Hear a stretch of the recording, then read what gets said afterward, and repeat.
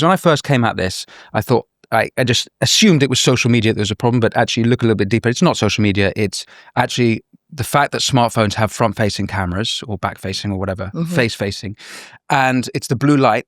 Yep. And there's the various ways in which dopamine is triggered through the screen. So it isn't just smartphones, it's also the iPads. And have I understood that correctly? Yes. It's a huge sprawling wilderness, and it's not just smartphones, it's not just social media, it's not just obviously damaging platforms like Instagram. It's also short form material, which can be completely harmless. It's not only harmful material that's the problem, it's harmless material as well.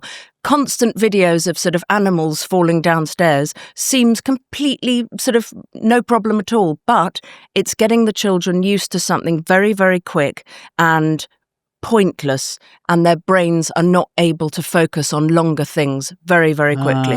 It's a concentration span problem, which I think's almost as serious as seeing harmful material. I think it's as big a problem, the neurological one. Okay. So let's go through then. Is that you've got the concentration aspect, and so there's a neurological development. As I think we know that brains sort of have a neuroplasticity until they're about 25, but even after that, they're still developing and growing. So it does affect adults as well, which we might touch on. But before that, the brain is developing, particularly at puberty, and there's all these various ways in which these screens are affecting that development. I wonder if we might explore all the downsides and paint a picture of how these screens are affecting kids. Of course, I think it's good to start with the sort of physical downsides of staring at a screen for hour upon hour per day. You've got eyesight damage, you've got hormone disruption. Light from the screen disrupts children's hormones. How so? It's something to do with the brain. It definitely affects sleep. It sort of makes the circadian rhythm much later. So if a child is looking at a screen at 4, 5, 6 o'clock, they'll be going to sleep on average 1 or 2 hours later than they would be if they hadn't been looking at it, which is why so many parents are angry that homework's now on screen because they shouldn't be having screens after school. It's because they're so addictive, children aren't moving anymore. They're in their rooms and they're on screens and they're getting fat. It's sorry to say it, but obesity is directly related to screen use. You can talk all you like about ultra-processed foods, and yes, they're very bad, but if kids weren't completely wrapped by these devices, they'd just go out because they got bored and they'd move more and they'd be thinner. There's also, what do you think of this? I think any device which gets hot after too much usage. I'm not a scientist, so I can't talk about electromagnetic radiation stuff. I'm not qualified to talk about that. But I don't see how an iPad or a smartphone which gets boiling hot after about 2 or 3 hours of use, I don't know how that's healthy to a child's body. Yeah, I'm sure you're right. It's had an effect on male and females. I wondered how differently, but definitely with females, we're seeing an increase of self-harm, eating disorders, the trans phenomenon. I wondered if what you could tell me about those. Am I right in saying that this is a more female issue than a male issue? I think you're right. It affects boys and girls generally in different ways. I think girls, when they get to sort of 11, 12, 13, are biologically desperate to fit in. They just want to be exactly like their peers, and it's why loads of parents, including me, surrender and say, okay, have the damn thing, because they just want to be like all their friends. And so when they see, these beautiful tiny girls on Instagram showing off their amazing lives, they start thinking, oh my God, maybe I need lips like that, and maybe I need eyebrows like that, maybe I need skincare like that, maybe I shouldn't have dinner with mum and dad. Okay, maybe I'm going to do this fitness app because mum won't realise that's what's making me thin, and maybe I'm going to do 200 star jumps in my room. And, girls get sort of sucked into wanting to be the same as these so-called role models they see on social media, and they get very ill from it.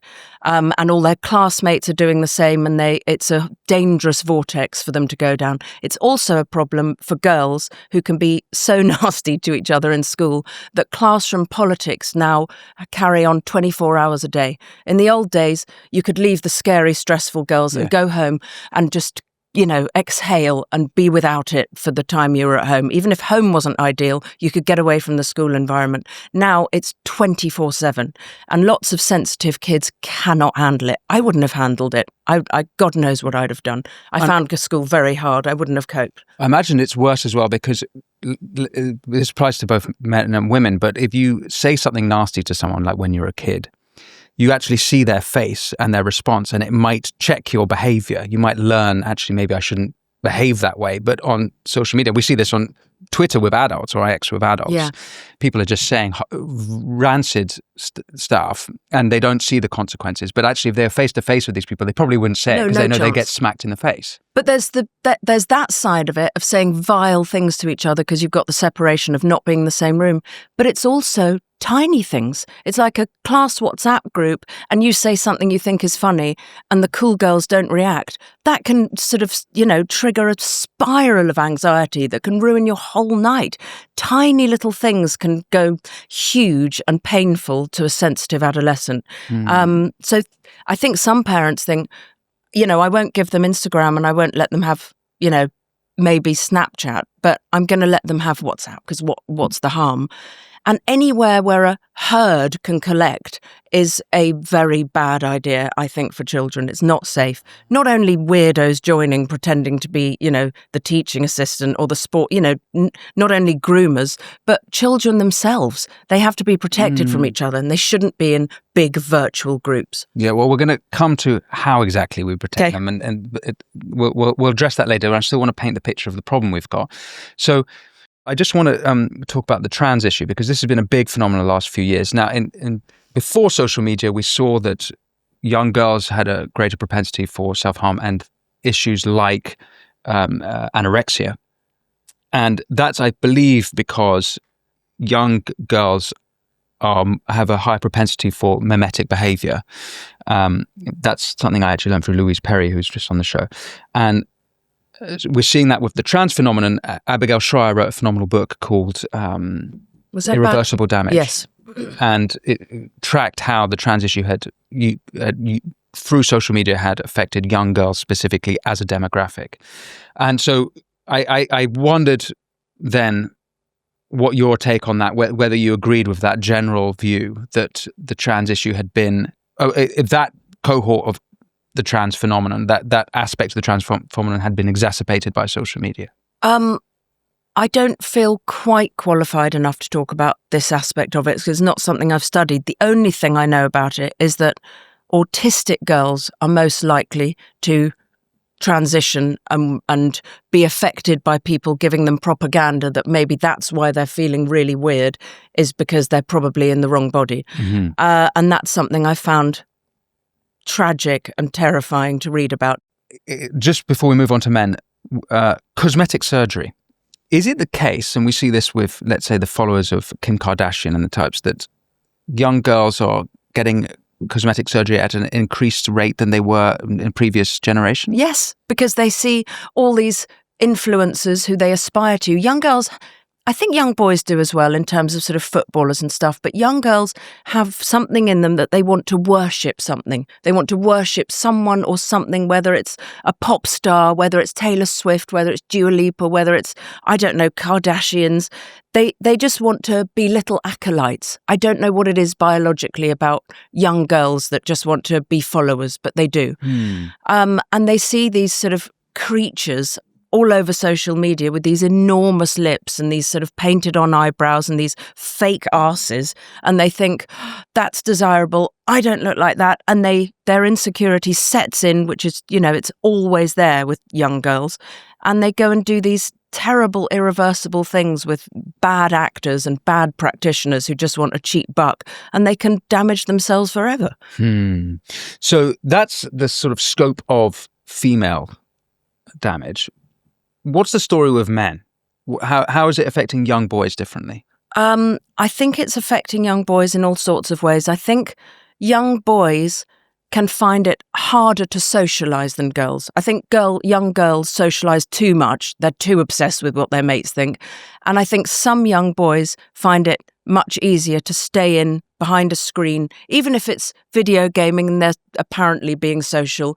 They're in a room, they don't have to look at someone in the eye, they don't have to make conversation, and that can calcify at far too young an age. And we're seeing boys who are completely addicted to video games who can't leave their rooms, and their parents have to bring their sort of dinners on trays and not disturb them and not ruin their sort of point count, and then they get terrified of life, and they get into real trouble when they're late teenagers. That's one thing, the sort of gaming aspect, when you see virtual socializing as a replacement for interaction in real life. Because, they are socializing on those games. I know that a game like Fortnite, for example, that they're actually interacting with their friends, but whilst playing the game. Yeah, it is a mode of... Well, it's a mode of socializing, but then I think they don't want to meet up properly, so they don't leave their rooms, and they're not getting exercise. They're not going to play football in the park. They're just sitting on a screen. So even if you say, well, it's a lot better than some things, yeah, it is, but it's still not optimal, and we should, aim for what's optimal with our children. Mm-hmm. That's what's driving most of us who are campaigning mad. Why aren't we setting the bar right up here? Why aren't we saying, well, at least they're not watching very hardcore anal porn anymore? Okay, well, they also could be learning an instrument or doing some sport or talking to their siblings. They could be doing those things. Right. I mean, it's not entirely clear to me that they aren't watching porn anymore. I think that, but maybe we'll get into that. But before we do, gaming, if I'm to make the case for gaming, is that it teaches us kids to problem solve. And the best case scenario is that even someone like Elon Musk, he still claims to be a gamer now, and it does develop that ability, which I would see as a good thing. Gaming isn't on my hit list at all. It's fine. It's just, it can get so exciting, it takes over everything else. Okay. So I don't know if it's possible to do gaming in moderation. I think it's too exciting and too fun, which is the problem. But it's not on the sort of, it's not even on the top 20 list of screen harms, I don't think. So what then about porn? What is the effect of porn? Is it more of a male problem, or a boy's problem than a girl's problem? How are we seeing the... Well, it seems to be more of a boy problem in that, it seems to be, from what I've read, that girls can be shown something once in a playground and be so disgusted they don't want to look at it again. That is what I've read mainly.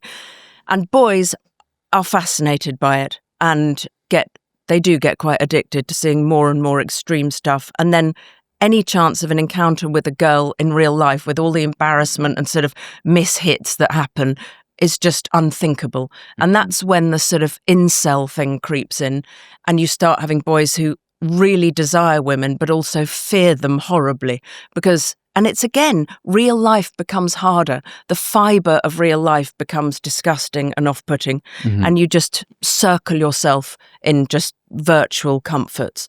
And I think that's frightening, and I think we have to look at it. Thanks for watching this clip from the Winston Marshall Show. You can click here to watch the full episode, and for more clips like this one, don't forget to subscribe. And as always, be well.